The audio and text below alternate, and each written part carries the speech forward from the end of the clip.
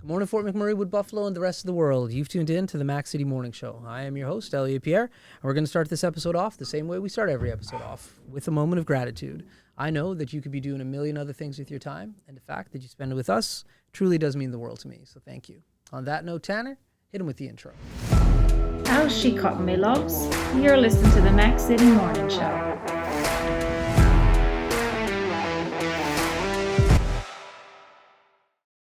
Hey everybody, Keith Simpson here from Norrell Toyota. Just a quick chat about the wonderful community we live in here. As you guys know, we support the Oil Barons. We've joined the drive-in movie theater. We're involved in the marathon here in Fort McMurray, and make sure we're taking care of the kids and all the local businesses, all the local charities, and all the local foundations, guys. That's what makes this community such an amazing place to live.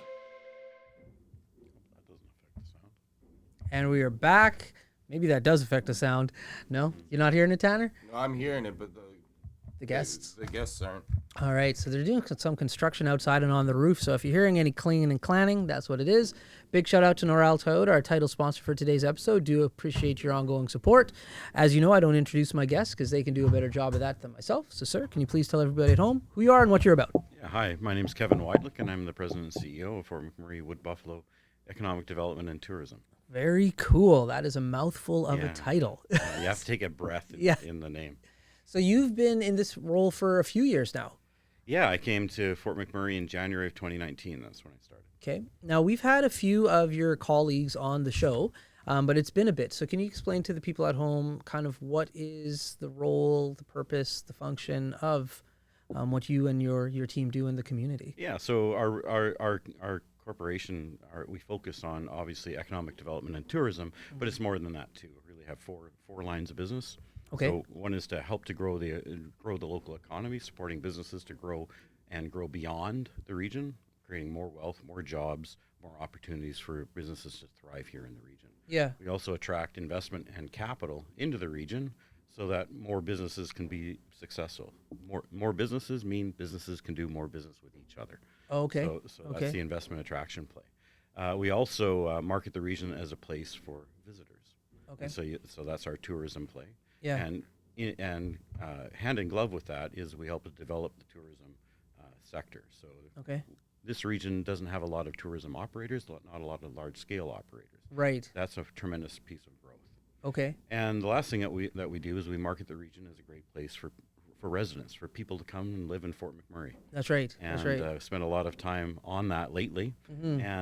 And really, to support all of that, we take a place-branded approach. And you'll remember you interviewed Andrea Haley about our work on the Fort McMurray Wood Buffalo brand. That's right. And the whole idea of that is that's meant to inspire and help the entire community to market ourselves. Not just one organization can do all the stuff that I just listed. Right. It takes the entire community to do that. The brand is a mechanism that enables all of us to market the region in a coherent way. Right. Now, since you've been in the role, obviously huge hurdle. You had a pandemic that kind of slowed down everything in regards to just movement of people in general.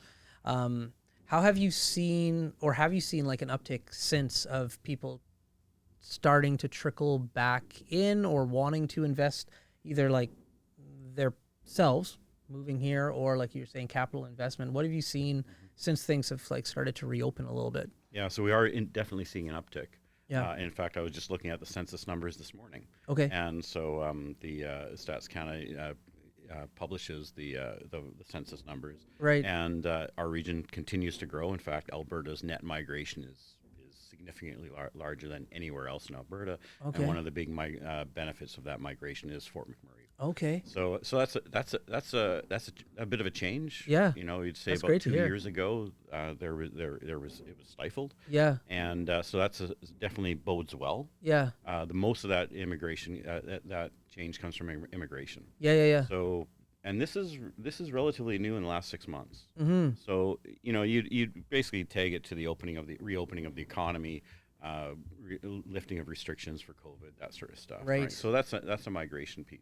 And then to answer about the investment piece, we are picking up having a lot more positive conversations with developers and investors in the region. Yeah. So there's no question that like in the region, lots of people say to me, we need more commercial retail in Fort McMurray. Yeah. And I couldn't agree more. In Yeah. fact, I live it just as much as anybody else. That's right. We'd like to see the big box stores in town and that. We talked to the big box stores, and when we started talking to them in 2019, lots of hemming and hawing. Mm-hmm. During the pandemic, it's a different environment. We need to figure out things. That's right. So we took the opportunity to gather data and put together the business case as to whether or not, and to answer the questions that we typically get from developers and Right. from retailers and investors.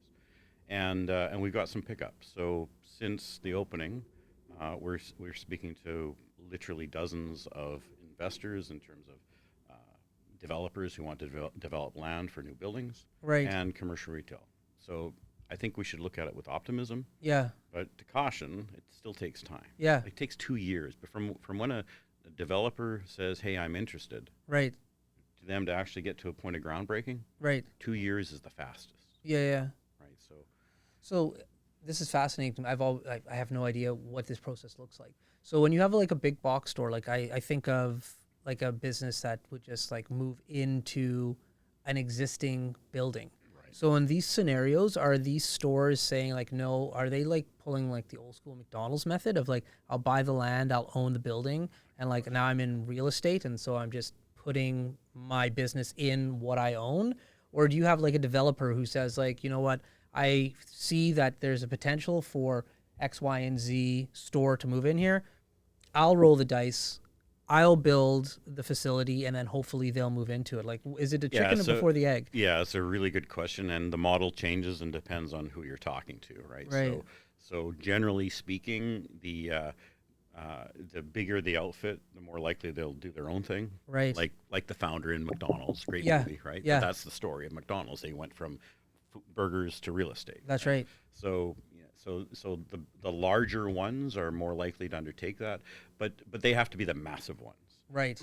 And even the great big ones still would prefer to have a developer to do it. Yeah. And developers don't really roll the dice. They make Right. sure they got all their ducks in a row. Right, Right. right, right. You know, the numbers are big. Yeah. So they look for that anchor tenant. Mhm, And so long as they can secure a deal, even if it's a conditional deal, Yeah. as long as they got them and they have the financing in place for them to undertake the deal, Yeah. then they go for it. And that's Okay. the conversation that we have with them in terms of what is available to them to develop. Right. Right. And so we Okay. work hand in glove with the municipality. Municipality owns the land. Yeah. We work with them to market it, but it's not just the municipal owned land. We also work with private sector landowners. We work with not-for-profit organizations that have land. Right. Perfect example is the airport. They have lots of land as well. That's right. Keanu College has land. Yeah. Obviously municipality, and there's other private sector landlords. So we Yeah. speak to all of them. Okay. We also gather the information, the questions that get asked of them. Yeah. We figure out ways to answer them coherently, gather data, present it in a meaningful Yeah. way. I'm going to give a plug for my website. Let's hear it. So fmwb.ca. So Okay. if you're interested in understanding the research, just simply go to fmwb.ca and follow the path to reports. And we have a bunch of reports and data. And this is where the business guys go and they pull this stuff and make their business decisions that way. Yeah, it's fascinating because I just know that that development that happened up in Timberley where the movie theater is. Eagle Ridge, yeah. Eagle Ridge, yeah. Like that took a while, and it was like a lot of vacancies for a bit. Like like you said, they had their staple in regards to the movie theater, and then you had banquet. And then, but like some of those other buildings took a while, but over the last year or so, like they've really started to fill up, and you go there now and that place is packed. Like it's hopping too. Like, and not just with businesses, but people actually like going into the businesses. Like we just went to, what was the restaurant called? Five Guys. Yeah. For the first time. Really good food. And it was hard for me to find parking. So I was just like, hey, that's never a bad sign to like businesses like having good foot traffic. Right? Those are good problems to have from my perspective. Yeah, that's exactly it. So I'm interested because I haven't looked at this in a while. How many people do we have? Like, I don't need like the exact number, but how many people live here now? So good question. All in, Yeah. 75,000 in the urban service area of Fort McMurray. So that's not is that including shadow population? No. Wow. No, so- serious? Yeah, 75,000. Holy And then you crap. add the shadow populations. That's the volatile number. That's right. So it'll go down to as low as 28 and high to as high as about 32. So we use 30,000 as the shadow population number. Oh my goodness, Yeah, so that is tremendous. It's interesting. So the shadow population is So that's a rough estimate of 105,000 people. I would have never have guessed that. Yeah. That's especially after the wildfire and economy slowdown. Like, that's unbelievable. Yeah, and the other interesting thing is we have two censuses since the wildfire that we Right. can look at. Yeah. So 2018, 2021. So it's fresh data. Yeah. Permanent population grew by just over 1%. Holy. So this is really interesting because I came to the region in 2019, right? Right. And so I'm paying attention, going, okay, well we have a data point post wildfire. That's interesting. And trying to understand why there's a sense of frustration, malaise. There's that feeling, right? Yeah. And it was permeating not just in Fort McMurray, but people are like, yeah, Fort McMurray, I'm not sure if it's a good place to invest. And I'm like, Right. wait a second.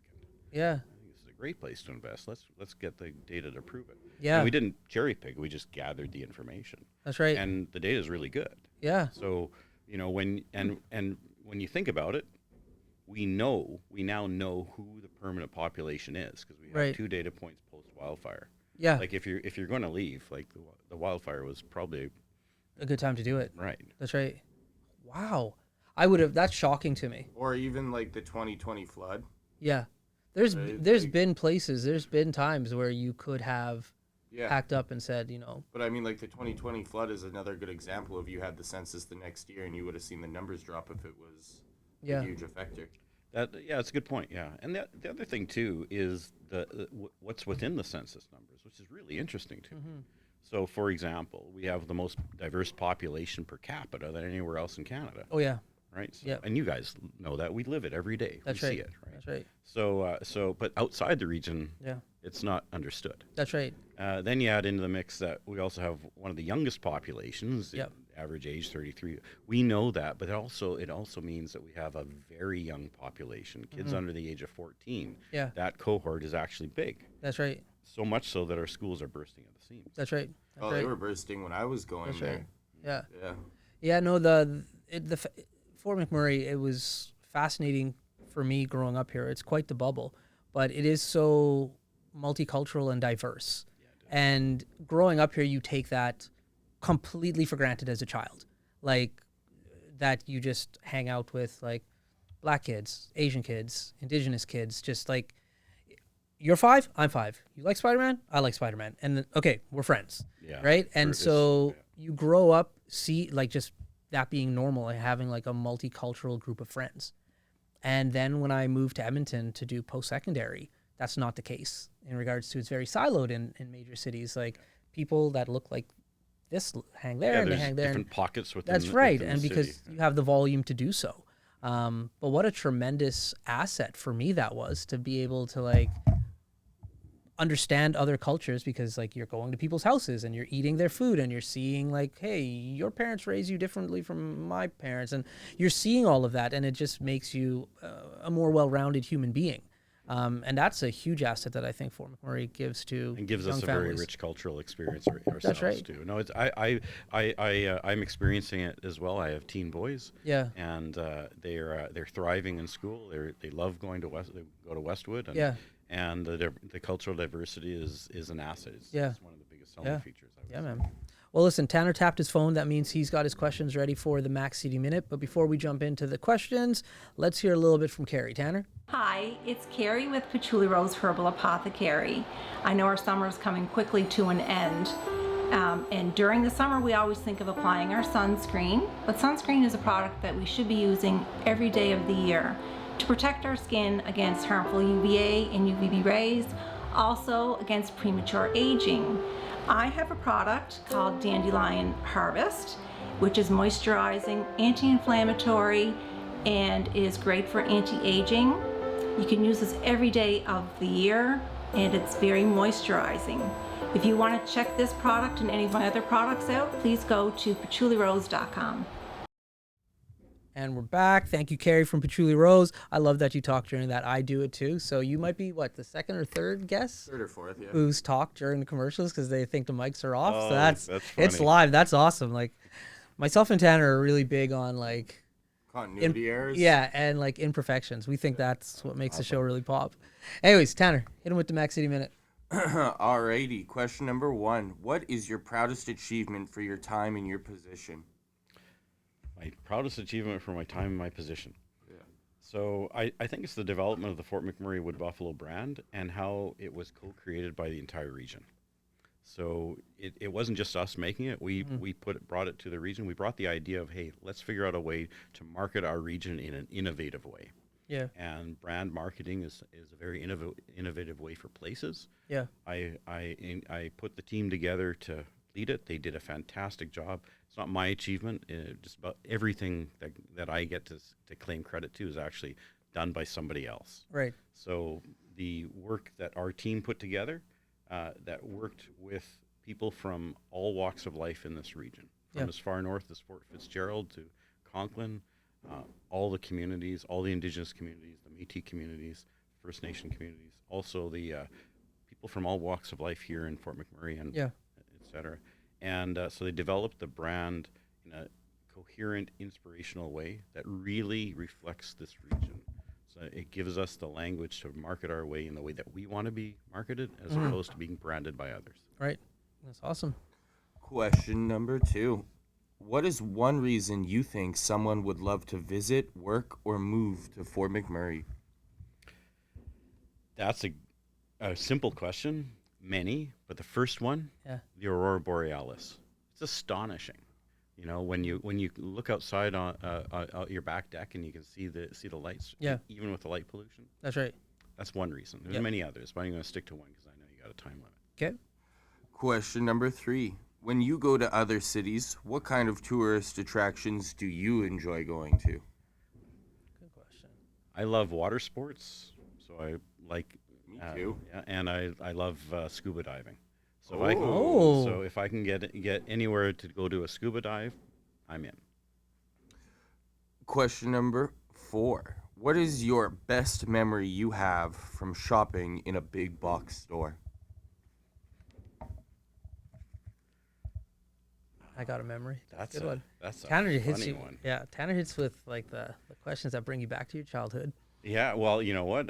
Buying a high-tech plasma TV. Yeah, boy, did I spend a lot of money on that TV. Back in the day, they were so expensive. Yeah, And so heavy. Yeah. Yeah, yeah. I actually had to reinforce my wall to mount it. Yeah. Yeah. So, to think that it was basically the Betamax of televisions in those days. That's right. Betamax. What a sweet throwback. I can almost guarantee you most people that watch the show are not going to have any idea what you're talking about. That's awesome. That's awesome. But you did. So that's I what did. counts. That made my day. Yeah, that was awesome. And your final question. What do you think is one reason someone would want to travel to Tucson right now other than the weather? Oh, that's simple. Golf.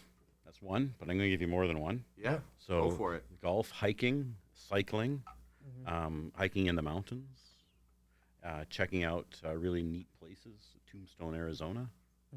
So I'll stop there. Great reasons to go to Tucson. Those have been your 5 questions. Thanks, Tanner. Yeah, no, so let's talk about Tucson a little bit. That's we were there on the inaugural flight.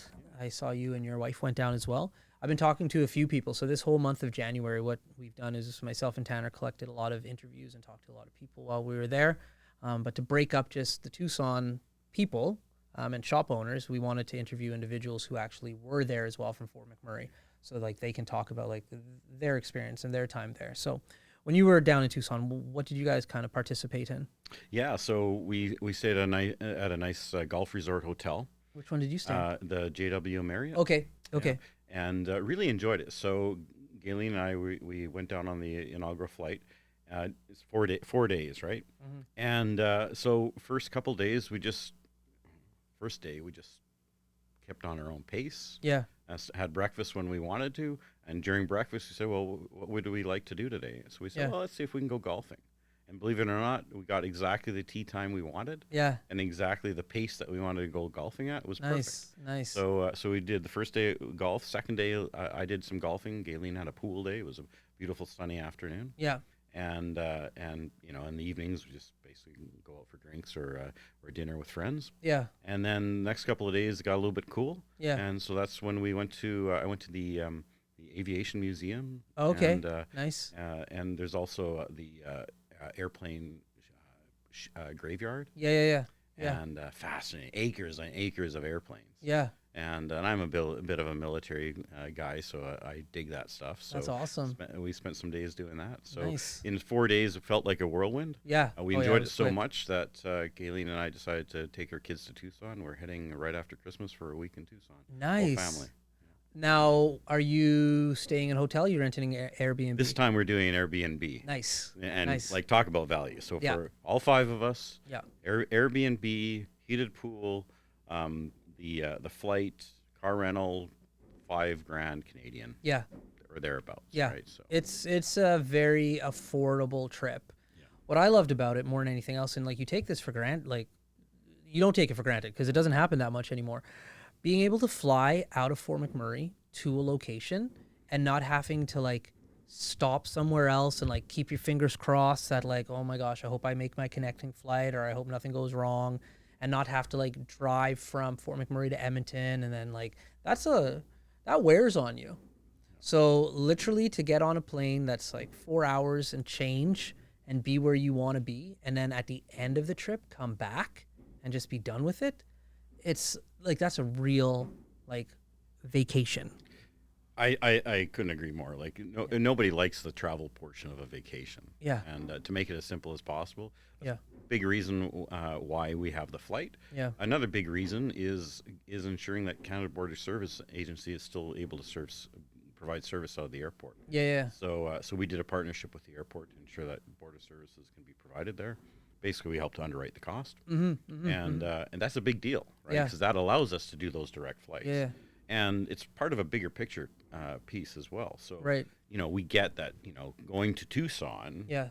it'd be nice to have visitors coming in too. Right. So, and we're getting them; they're trickling in. Yeah. There's other reasons to have visitors coming in on that Tucson flight. Yeah. But the big economic play Yeah. is baggage handlers, contractors, all the people that work at the airport. Yeah. All of that's local business. That's local employment. That's right. local jobs. That's right. So the more airplanes that whether they're a sun destination for Fort McMurrayans or a connection bringing people into Fort McMurray, no matter what, it creates economic activity and stimulus. Yeah. It's a big deal. Yeah, it is a big deal. And like we used to have a lot of flights coming into Fort McMurray for workers as well. Like a lot of those direct flights serviced like the oil and gas, right? So I remember there was one year I actually chartered a whole plane, a number of planes to fly like my staff back east. And like it was eye-opening to me how much work it was to charter a plane and to like get a bus to take your staff. Like it was, I just figured like, hey, listen, I got the money. Like, let's get a plane. This is going to be easy. Like, there's a lot that goes behind it. And like you said, the amount of staff that it took to make that happen, tremendous. It's time consuming. That's right. That's right. So have you been to Tucson? That was your first trip, or have you been there before? That was my first trip. Yeah. Oh, really? Okay. Well, I drove through it. Okay. So to be fair, I didn't spend a lot of time in it. Right. Well, going too much on a tangent, but my wife and I, some 20 years ago, packed up all our stuff and decided to move to Mexico for a year. So we drove through Tucson and Nogales and lived a year in Guadalajara. Well, next time you come back on the show, we're going to have to talk about that. That sounds fascinating. But Tanner tapped his watch, so that means we're out of time. But before we cut you loose, everybody gets a shameless shout out or plug. So you have the mic, the camera, the lights. Have fun.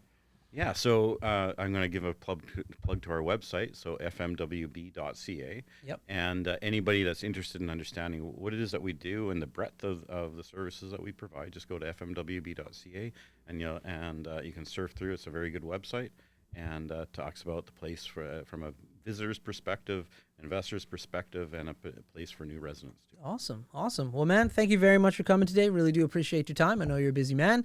Next time you come on, we're going to talk all about that Mexico lifestyle you had for a little bit Gladly. there. Sweet. Okay.